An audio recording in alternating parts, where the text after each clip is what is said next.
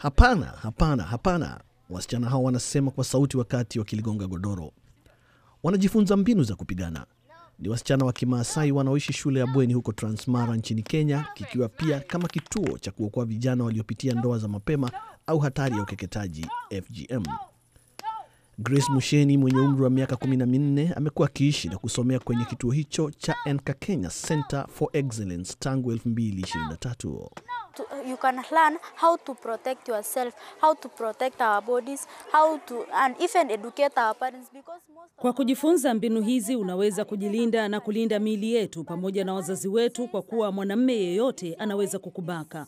Na watakachosema ni kwamba ni rahisi kwako kwenda kwa mwanamume huyo na kuwa mke wake. Hapo wanachukua ng'ombe kutoka kwake kama mahari.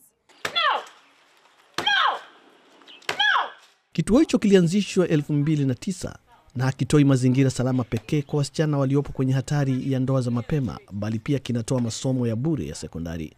Kinatumika kama motisha kwa wazazi ili waruhusu wasichana wao wabaki shuleni badala ya kukumbana na ukeketaji, tamaduni ambayo bado inaendelezwa miongoni mwa wasichana wa Kimaasai wa umri wa kati ya miaka 8 hadi 17, ikitegemea kama umri wako unakuweka kwenye kundi gani. Msichana akishapashwa tohara anachukuliwa kama amekomaa kiasi cha kuolewa, ikiwa na maana kwamba maisha yake ya utotoni pamoja na elimu zimefika kikomo.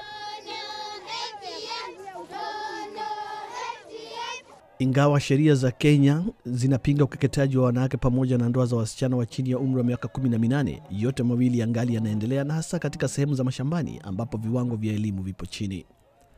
Utafiti wa afya uliofanywa Kenya mwaka 2022 ulionyesha kuwa 66.3% ya wanawake ambao hawana elimu walikuwa wamekeketwa, wakilinganishwa na 23% miongoni mwa wanawake wale waliokuwa na elimu ya zaidi ya shule ya upili.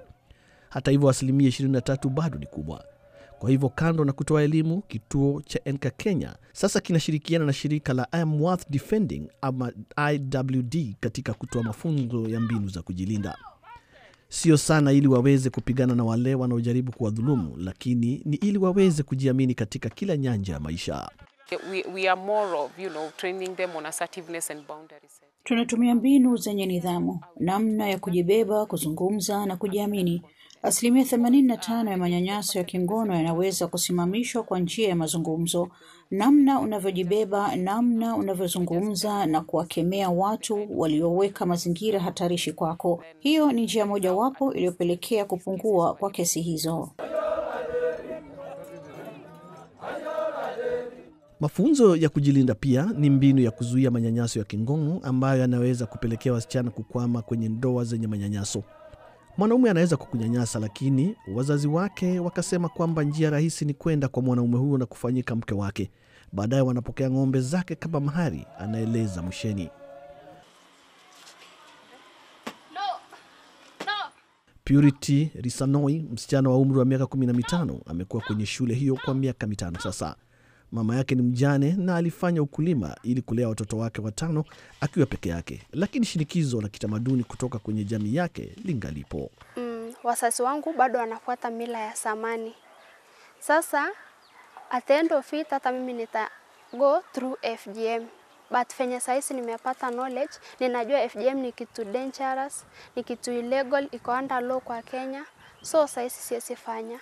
Like hii skills imeweza kunisaidia. Yeah.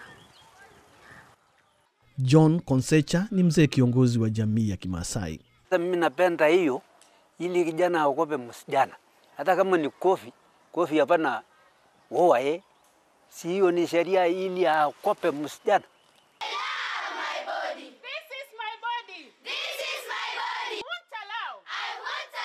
Ndoto ya Musheni ni kuwa mtaalamu wa software za kompyuta, wakati akitamani kurejea nyumbani na kutumia teknolojia aliyojifunza kubadili maisha ya jamii yake. Harrison Kamau, VOA, Washington DC.